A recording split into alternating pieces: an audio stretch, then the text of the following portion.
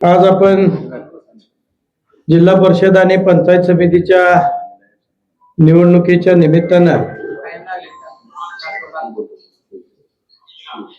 आज आपण जयदीप भैया यांच्या घरी या जिल्हा परिषद गटातल्या सर्व कार्यकर्त्यांचा मेळावा घेत आहे। या मेळाव्याला उपस्थित असलेले आपल्या सगळ्यांचे नेते, आपल्या मतदारसंघाचे आमदार माननीय सुहास भैया, उपस्थित असलेले आपल्या या गणात हॅलो हॅलो या गणातील जिल्हा परिषदचे उमेदवार जयदीप भैया, उपस्थित असलेले आपल्या शिवसेना तालुक्याचे अध्यक्ष साहेबराव पाटील, आनंदवरून आलेले किसन कटरे, ढगेशेठ, पंचायत समितीचे आपल्या मार्केट कमिटीचे उपसभापती राहुल गायकवाड, मार्केट कमिटीचे संचालक दादासाहेब सरक, ज्यांनी आता उत्कृष्ट मार्गदर्शन केले ते जालिंदर कटरे, उतडवर आलेले कमलाकर देशमुख, सरपंच दीपक देशमुख, वलवणवरून आलेले अब्बास भाई, आता सगळ्यांची नावं घेण्यापेक्षा स्टेजवर उपस्थित असलेले सर्व नेते मंडळी आणि समोर जमलेले सर्व बंधू आणि भगिनींनो, मला वाटतं राजकारणात काम करत असताना माझी राजकारणातली सुरुवात स्वर्गीय मोहन काका भोसले यांच्या नेतृत्वाखाली आटपाडी तालुक्यामध्ये सुरुवात झाली। काकांच्या समवेत काम केलं, त्याच्यानंतर स्वर्गीय अनिल भाऊ यांच्याशी जवळीक आली, पण काकाचं आणि माझं नातं मला वाटतं आम्ही घट्ट ठेवलं होतं। ज्या वेळेला काका अचानक आपल्यातून निघून गेले, त्यावेळेला स्वर्गीय अनिल भाऊनी मला सांगितलं होतं की या मुलाला काकाच्या आपण काही केलं तर वडिलांची आठवण होऊ द्यायची नाही, या कुटुंबाला आपण मदत करायची आहे। मला वाटतं जेवढं या कुटुंबावर प्रेम करता येईल तेवढं आम्ही प्रेम केलं। अचानक भाऊ आपल्यातून निघून गेले, पण वडिलांची माया देणं ही जबाबदारी मला वाटतं माझ्यावरती राहिली होती, आणि ती वडिलांची माया आजपर्यंत देण्याचं काम मला वाटतं काकाच्या कुटुंबाला मी केलेलं आहे। राजकारणामध्ये काम करत असताना मला वाटतं गावामध्ये आयुष्यात आम्ही कधी जातीचं, पातीचं किंवा गटाचं राजकारण केलं नाही। या तालुक्यामध्ये काम करत असताना सर्वांगीण गावाचा विकास आणि तालुक्याचा विकास झाला पाहिजे याच्या दृष्टीनं मला वाटतं आम्ही या तालुक्यामध्ये काम करत आहे। या नेलकंजी गावाच्या बाबतीत बोलायचं झालं तर मला वाटतं सगळा गट समावेत घेऊन आपण या गावामध्ये काम करत होतो। मला वाटतं गेल्या काही 8-10 दिवसापूर्वीच या गावामध्ये नेलकंजीमध्ये एक 10 ते 12 कामाची उद्घाटन केली।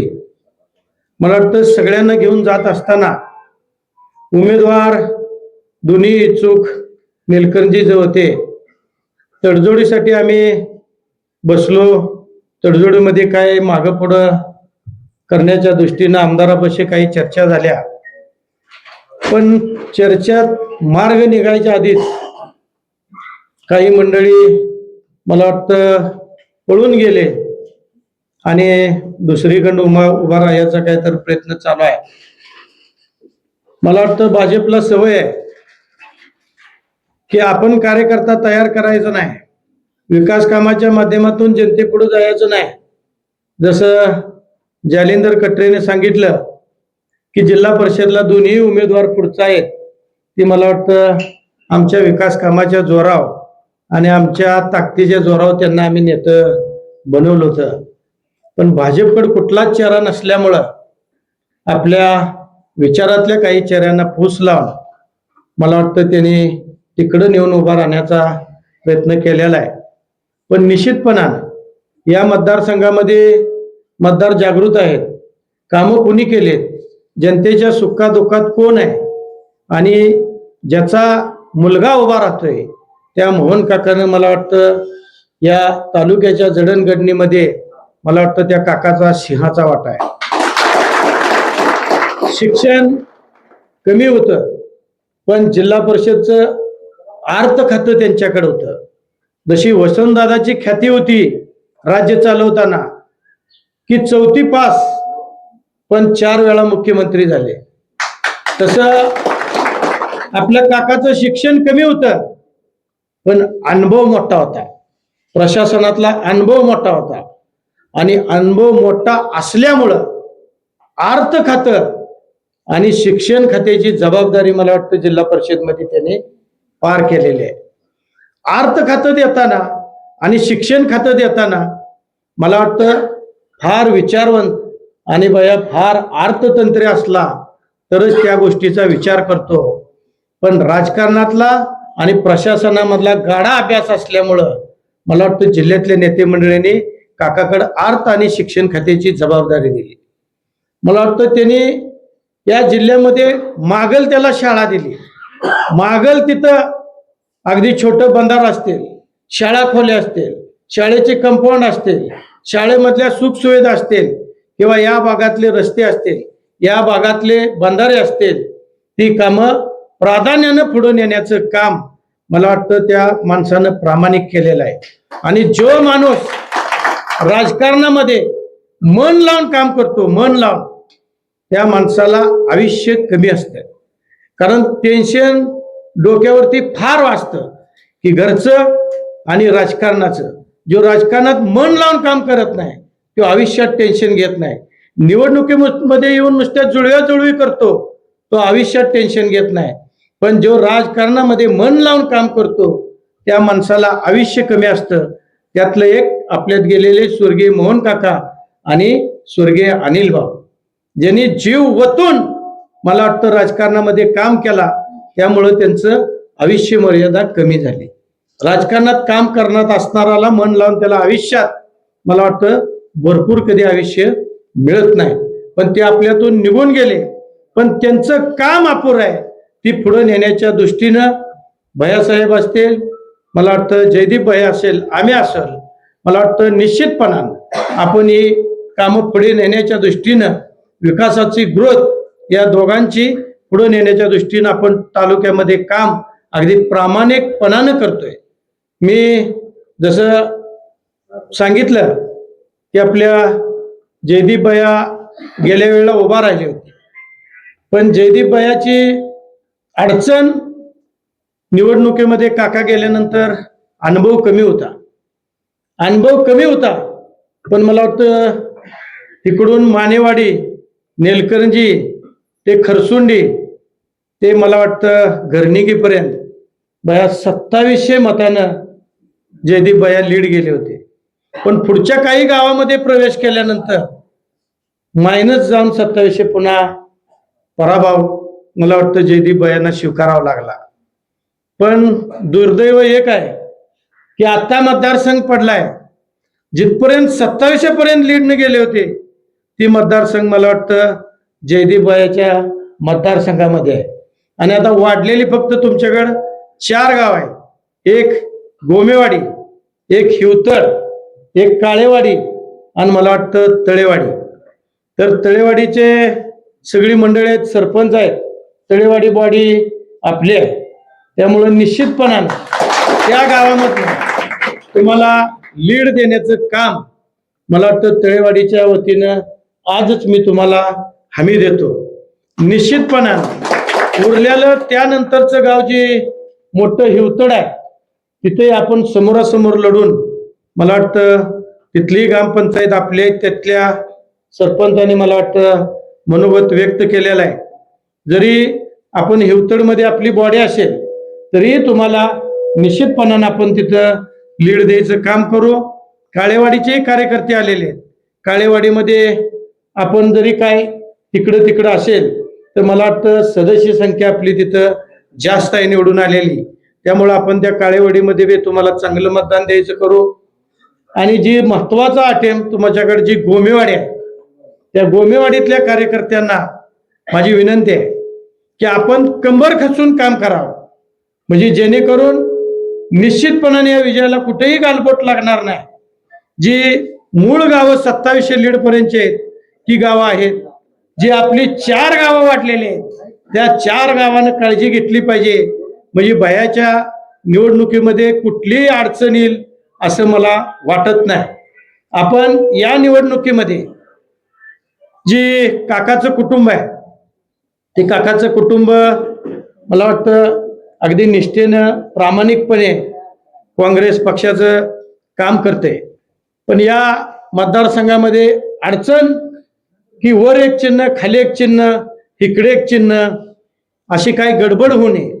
आणि मतदान करताना की बाबा वरच्याला कुठं द्यायचं खालच्याला कुठं द्यायचं पंचायत समिती उमेदवाराला यात अडचण निर्माण होणार, जेणेकरून मताची विभागणी होता कामा नये. मत तो मत करेक्ट आपल्या पॅनलला आलं पाहिजे. याच्या दृष्टीनं आम्ही बया जयदीप बया सगळीजण बसून आम्ही एकत्रितरित्या निर्णय केलेला आहे की तिन्ही आपण जी वरचा जिल्हा परिषदचा उमेदवार आणि खालचं दोन्ही पंचायत समितीचं उमेदवार ही तिन्ही आपण शिवसेना धनुष्यबाणाच्या चिन्हावरती लढायचा असा निर्णय आम्ही केलेला आहे. मला वाटतं आता यात कुठलीही अडचण निर्माण राहणार नाही. वर चिन्ह असेल तीच खाली दोन्ही पंचायत समितीला चिन्ह राहणार आहे. त्यामुळं आपण या निवडणुकीमध्ये अगदी प्रचाराला आपली ती सोपी गोष्ट झालेली आहे.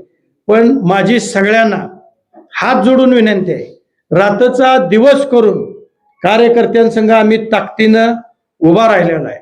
आज जो उमेदवार दिलेला आहे ती तुम्हाला तुमच्या गावचा राहता उमेदवार दिलेला आहे नेलकर्जीवाल्याचा.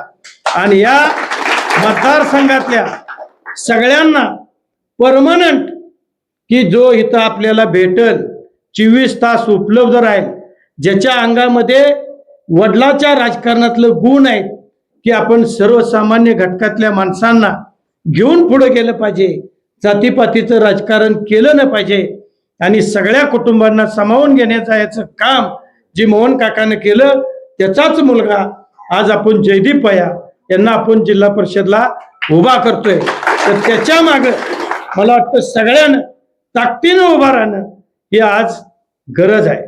मी आज सरळ बया तुम्ही पुढे नजर फिरवा, ह्यातला एकही माणूस तुम्हाला असा टगेगिरीतला दिसणार नाही.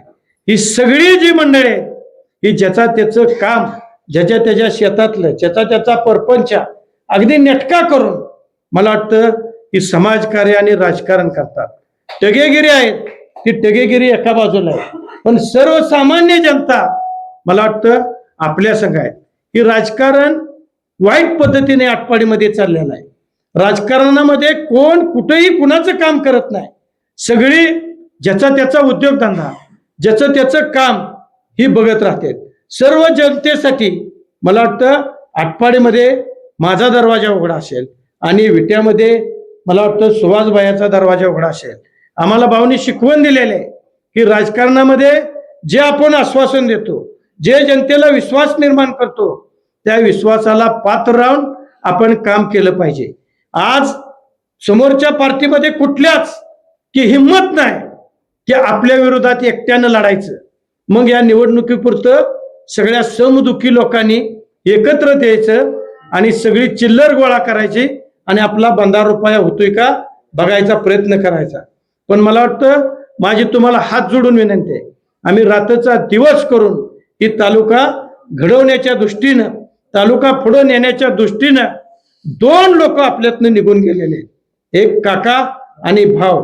ही तालुक्याला पुढे नेण्याच्या दृष्टीनं तालुक्याचा विकास करण्याच्या दृष्टीनं आणि तालुका प्रगतीपथावर नेण्याच्या दृष्टीनं 2 लाखाची या तालुक्यासाठी आहुती गेलेली आहे. त्यांची आहुती वाया जाता कामा नाही.